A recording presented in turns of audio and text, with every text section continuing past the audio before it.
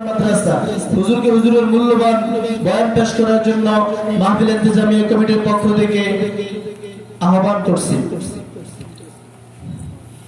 আসসালামু আলাইকুম ওয়া রাহমাতুল্লাহি তাআলা ওয়া বারাকাতুহু।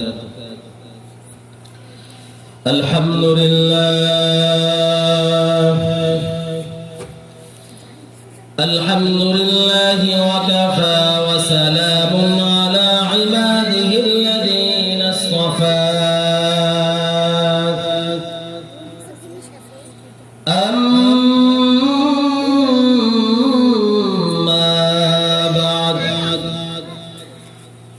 فأعوذ بالله من الشيطان الرجيم. بسم الله الرحمن الرحيم. يا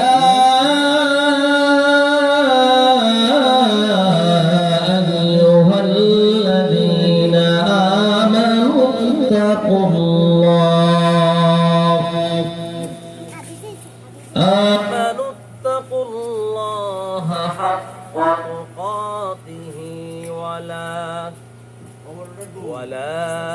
تموتن إلا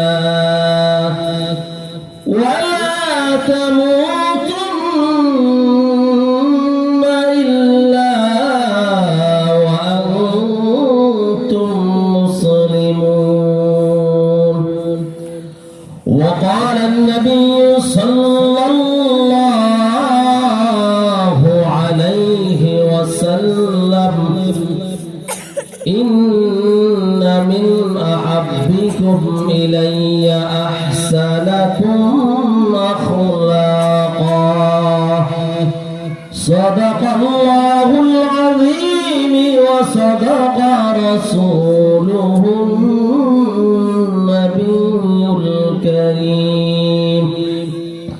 সকলে মুহাব্বত সাথে পড়ি আল্লাহুম্মা সাল্লি আলা মুহাম্মাদ ওয়া আলা আলি মুহাম্মাদ কামা সাল্লাইতা আলা ইব্রাহিম ওয়া আলা আলি ইব্রাহিম ইন্নাকা হামিদুম মাজিদ. اللهم بارك على محمد وعلى آل محمد كما باركت على إبراهيم وعلى آل إبراهيم إنك حميد مجيد. আলহামদুলিল্লাহ সুম্মা আলহামদুলিল্লাহ। মহান রব্বুল আলামিনের দরবারে লাখ কোটি শুকরিয়া।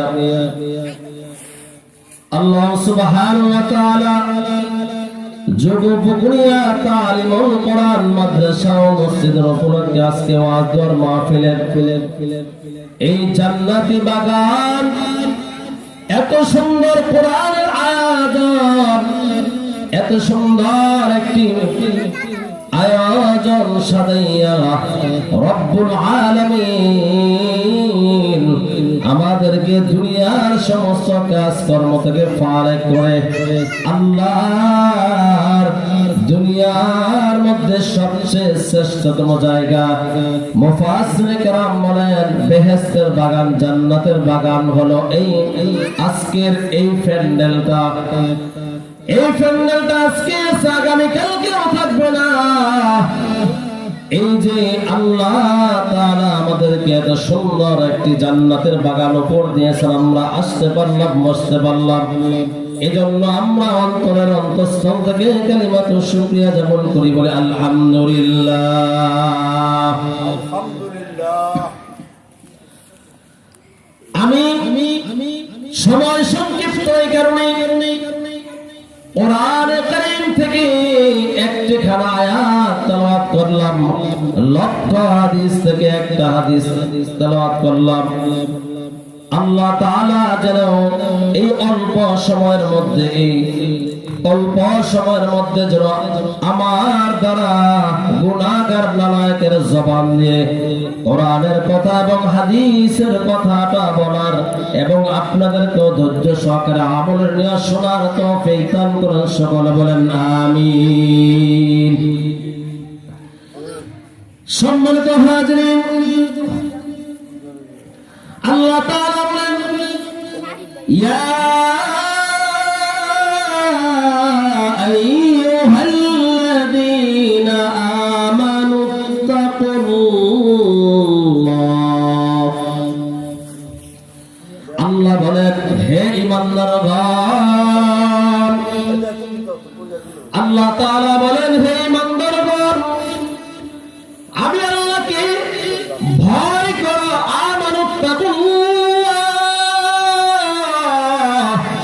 ভয় করার মতো ভয় করো। ইনিত্তাকুল্লাহ। আল্লাহ তাআলা বলেন, ভয় করার মতো ভয় করো। ভয় করার মতো ভয় করার মানে কি? ভয় করার মতো ভয় করো এর মানে কি?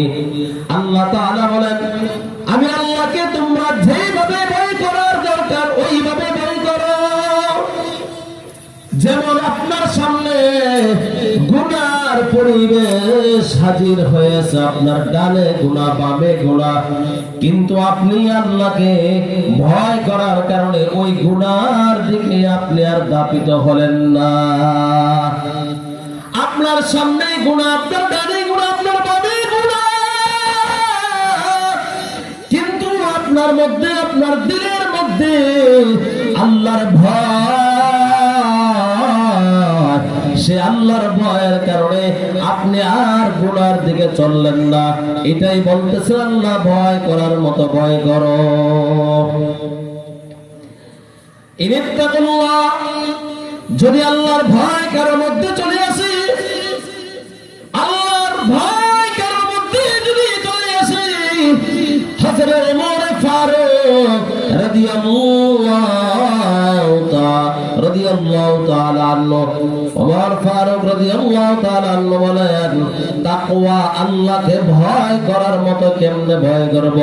নবীজি মেসাল দেন, হে ওমর, তুমি রাস্তা দিয়ে হেঁটে যাচ্ছ, তোমার ডান পাশে কাঁটা, বাম পাশে কাঁটা, মাঝখান দিয়ে হাঁটার জন্য তোমার রাস্তা, ডানেও কাঁটা বামেও কাঁটা। এখন তুমি ওমর বলো, তুমি এই মাঝখান দিয়ে কিভাবে যাবা? তখন ওমর ফারুক রাদিয়াল্লাহু তাআলা আনহু বলেন, আমি খুবই সতর্কতার সাথে ডানে কাঁটা বামে কাঁটা এমন রাস্তা দিয়ে যখন আমাকে যেতে দেওয়া হবে, তখন আমি এত সতর্কতার সাথে রাস্তা দিয়ে যাব যেন আমার শরীরের জামার মধ্যে, আমার শরীরের মধ্যে কাঁটার কোনো অবশিষ্ট না লাগে।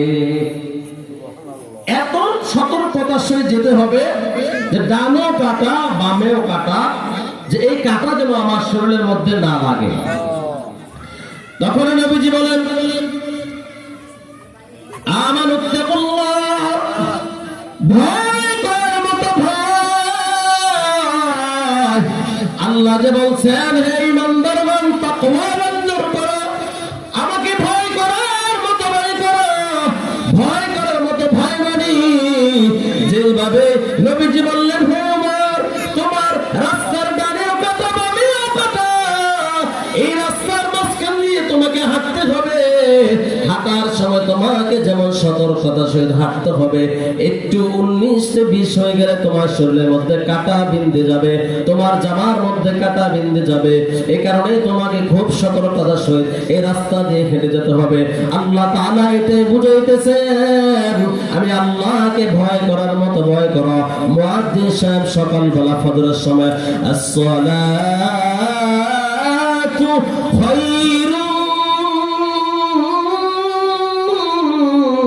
মিনান নাওম বলেন, ঘুম থেকে নামাজগুলো আহ্বান করলেন।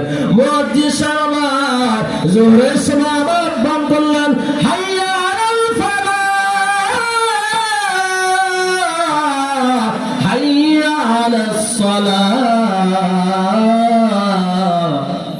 এই যে মুয়াজ্জিন সাহেব আহ্বান করতেছেন, যদি আমার মধ্যে আল্লাহর ভয় থাকে তাহলে আমি পশ্চিমকালেও ফজরের আযান শুনে ঘরের মধ্যে কম্বলের নিচে লেপের নিচে থাকতে পারবো না। থাকা সম্ভব? ভয় করার মতো যদি ভয় করি, আমার অন্তরের মধ্যে যদি তাকওয়া আছে, আল্লাহর ভয় আছে, পশ্চিমকালেও কখনো আমি ফজরের সময় ঘরের মধ্যে কম্বলের নিচে লেপের নিচে শুয়ে থাকতে পারবো না। কারণ আমার মধ্যে অনুশোচনা আসবে, আমার মধ্যে ভয় আসবে। যদি আমি আল্লাহর ডাকে আহ্বান না করি, আল্লাহর ডাকে যদি আমি সাড়া না দেই, তাহলে রব্বে কারীম কাবার মালিক আমাকে পাকড়াও করবেন, কাবার মালিক আমাকে কাল কঠিন হাসরের মাঠে আমাকে আল্লাহ তাআলা হাসরের মাঠে আমাকে কাঠগড়ায় দাঁড় করিয়ে, আমাকে আসামির কাঠগড়ায় দাঁড় করিয়ে আল্লাহ তাআলা আমার থেকে জবাবদিহি করবেন। যদি কারোর মধ্যে তাকওয়া চলে আসে, ওই ব্যক্তি কোনদিন অপরের হক নষ্ট করতে পারবে না। প্রথম অপশন, প্রথম অবস্থা, আল্লাহর হক নষ্ট করতে পারবে না। 2 নাম্বার, কোন মানুষের কোন মাখলুকের হক নষ্ট করতে পারবে না। আমার উদ্দারের খেয়ানত নষ্ট করতে পারবে না। কারো মাল না বলে দখল করতে পারবে না। কারো জিনিস অন্যায় করে, জোর করে, শক্তি দিয়ে, ক্ষমতা দিয়ে কারো জিনিস অন্যায় ভাবে জবরদস্তি করে ভোগ করতে পারবে না। কারণ সে চিন্তা করবে এটা আমার হক নয়, এটা ওই বান্দা, ওই ভাইয়ের হক। এই কারণে আমাদের পরিবর্তন হওয়ার জন্য, আমাদের এই সমাজটাকে পরিবর্তন করার জন্য প্রত্যেকটা মানুষকে আল্লাহকে ভয় করার মতো ভয় করতে হবে। আর এই ভয় করার, এই ভয় আসবে কোথায় থেকে? আমার আপনার মধ্যে তাকওয়া আসবে কোথায় থেকে? আল্লাহ তাআলা বলেন, কুনু মা'আস সাদিকিন।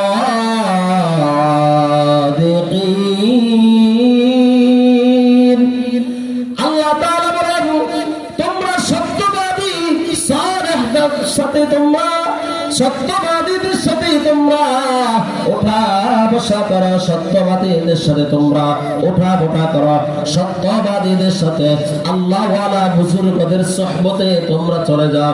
যদি আল্লাহওয়ালা বুজুর্গদের সোহবতে, সান্নিধ্যে যদি আমরা যাই, তাহলে আমাদের মধ্যে আমানুত্তাকুল্লাহ, আল্লাহর ভয় অটোমেটিক চলে আসবে। আমাদের মধ্যে তাকওয়া অটোমেটিক চলে আসবে। আর যদি আমরা আল্লাহওয়ালাদের সান্নিধ্যে না যাই, আল্লাহওয়ালাদের সাথে সোহবতে না থাকি, তাহলে আমাদের কাছে পশ্চিমকালেও আল্লাহর ভয় তাকওয়া আসবে না। সাধারণ একটা একদম সাধারণের মুখের মধ্যে একটা প্রবাদ বাক্য দেখবেন, সত্য একটি ঘটনা। আপনি যখন কামারের দোকানে যাবেন, কামারের দোকানে যাওয়ার সময় দেখবেন, আপনি ওই দোকানের পাশ দিয়ে যদি হেঁটে যান, তাহলে আপনি ওই দোকানের পাশ দিয়ে হেঁটে গেলে, দোকানে বসলে আপনার শরীরের মধ্যে ছাড়ি লাগবে। আপনি ওই কামারের দোকানে যেখানে দাও বানায়, কুড়াল বানায়, ওই দোকানের পাশ দিয়ে ওই দোকানে বসলে আপনার শরীরের মধ্যে কি লাগবে? ছাড়ি লাগবে, ধোয়া লাগবে। আর যদি আপনি একটা আতরের দোকানের পাশ দিয়ে যান, কোনো আতরওয়ালার সাথে যদি আপনি মুসাফা করেন, কোনো আতরওয়ালার সাথে যদি আপনি কোলাকুলি করেন, দেখবেন আপনি আতর কিনা লাগবে না, আপনি আতর কিনার কোনো প্রয়োজন নাই। আপনার হাতের মধ্যে, আপনার শরীরের মধ্যে ওই আতরওয়ালার সাথে মুসাফা করার কারণে, ওই আতরওয়ালার সাথে মোলাকাত করার কারণে আপনার শরীরের মধ্যে অটোমেটিক আতরের ঘ্রাণ বের হবে, ঠিক না? তাহলে আমরা এখান থেকে কি শিখতে পারলাম? কামারের দোকানের পাশ দিয়ে গেলে, কামারের দোকানে বসলে আপনার শরীরের মধ্যে যেমনি ভাবে ছাড়ি আসবে, আপনার শরীরটা ময়লা হয়ে যাবে, আপনার জামার মধ্যে ধোঁয়ার গন্ধ কবে, সালের গন্ধ কবে। আর অপর দিক দিয়ে আপনি যখন আতরওয়ালার সাথে মুসাফা করবেন, আতরওয়ালার সাথে যখন আপনার বুকটা মিলাইবেন, মুআতালাত করবেন, তখন আপনার সাথে অটোমেটিক আপনার হাতের মধ্যে আতরের ঘ্রাণ বাইর হবে, আপনার জামার মধ্যে আতরের ঘ্রাণ বাইর হবে। কারণ কি? কারণ হলো আতরের সাথে আতরের ঘ্রাণ, আর সালিওয়ালা দোয়ার সাথে দোয়ার ঘ্রাণ। এই কারণে আমরা যদি আল্লাহর ওয়ালাদের সান্নিধ্যের মধ্যে, আল্লাহর ওয়ালাদের সুহবতের মধ্যে যদি আমরা চলে যাই, হক্কানি রব্বানি একজন বুজুর্গ উলামায়ে কেরামের সাথে যদি আমরা সম্পর্ক স্থাপন করতে পারি, তাহলে আমাদের মধ্যেও আল্লাহর ভয়, তাকওয়া, ফরজগারিতা অটোমেটিক চলে আসবে। হযরত আবু যর গিফারী রাদিয়াল্লাহু তাআলা আনহু নবীজির দরবারের মধ্যে যখন নবীজি সাহাবীদেরকে নিয়ে আলোচনা করতেছেন জান্নাতের, আবু যর গিফারী রাদিয়াল্লাহু তাআলা বললেন, যখন নবীজি জান্নাতের আলোচনা করেন, আমার কাছে আমি অনুভব করতে পারি যেন জান্নাতটা আমার সামনে। আবার যখন নবীজি জাহান্নামের আলোচনা করেন, তখন আমি অনুধাবন করতে পারি, আমি অনুমান করতে পারি যেন জাহান্নামটা আমার সামনে। আবার যখন নবীজির থেকে আমরা, নবীজির সুহবত থেকে আমরা দূরে চলে যাই, বাড়ি চলে আসি, তখন আবার ওই আগের মতো জান্নাত অনুধাবন করতে পারি না, জান্নাতটা অনুমান করতে পারি না, জান্নাতের গ্রামও পাই না। তখন আবার দুনিয়ার হালাত, দুনিয়ার অবস্থা, দুনিয়া নিয়ে, দুনিয়ার ফিকির নিয়ে ব্যস্ত হয়ে যায়। এই পেরেশানি করতে করতে হযরত আবু বকরের কাছে বললেন, আবু বকর বললেন আমার হালতে কি? ওসমানের কাছে বললেন, ওসমান বললেন আমার হালতে কি অবস্থা? হযরত ওমর ফারুক রাদিয়াল্লাহু তাআলা আনহুর কাছে শেয়ার করলেন, হযরত ওসমান, ওমর রাদিয়াল্লাহু তাআলা আনহু বললেন আমার একই হালত, আমার একই অবস্থা। আলীর কাছে বললেন, হযরত আলী রাদিয়াল্লাহু তাআলা আনহু বলতেছেন আমার হালত, আমার অবস্থা একই। যতক্ষণ নবীজির সুহবতে থাকি, যতক্ষণ নবীজির স্পর্শে থাকি, যতক্ষণ নবীজির সান্নিধ্যে থাকি, ততক্ষণ জান্নাতের অনুধাবন করতে পারি। যখন নবীজির সুহবত থেকে, নবীজির সান্নিধ্য থেকে চলে আসি, তখন আর জান্নাত অনুধাবন হয় না। এবার সবাই একসাথে হয়ে নবীজির কাছে চলে গেলেন। নবীজির কাছে যে বললেন, ইয়া রাসূলুল্লাহ আমাদের এই অবস্থা হইতেছে। তখন নবীজি বললেন, তখন যতক্ষণ তোমরা আমার সুহবতে, আমার সান্নিধ্যে থাকবা, যতক্ষণ আমার উম্মতেরা নায়েবে রাসূল ওয়া রাসূল আম্বিয়াদের সান্নিধ্যে থাকবে, ততক্ষণ পর্যন্ত তাদের ঈমান বৃদ্ধি পাবে, তাদের তাকওয়া, ফরজগারিতা বৃদ্ধি পাবে। যখন তারা আল্লাহ ওয়ালা বুজুর্গদের সান্নিধ্য থেকে, সুহবত থেকে দূরে চলে যাবে, ততক্ষণ তাদের মধ্যে দুনিয়ার চিন্তা ফিকির চলে আসবে। যে কথা বলছিলাম, আল্লাহ তাআলা আমাদের মধ্যে আল্লাহর ভয়, তাকওয়া ফিট করে দেন। সকলে বলেন আমিন। ওয়া আখিরু দানা আলহামদুলিল্লাহি রাব্বিল আলামিন। আসসালামু আলাইকুম ওয়া রাহমাতুল্লাহি তাআলা ওয়া বারাকাতুহু।